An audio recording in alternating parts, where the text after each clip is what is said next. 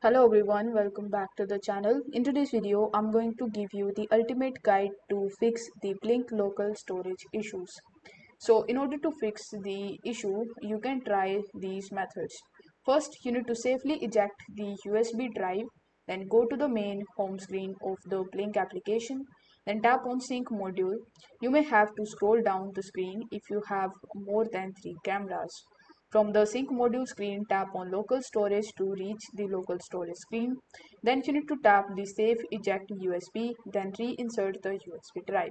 So with the help of this thing or this step, you must be able to fix the issues that you are facing with your Blink local storage.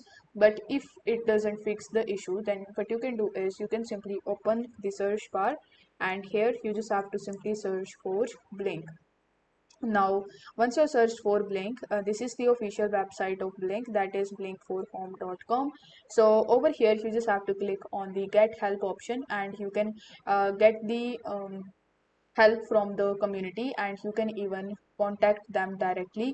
So click on the contact us option, and from here you can start contacting them, in which you can submit the ticket, and you can even directly call them on the given number on this page.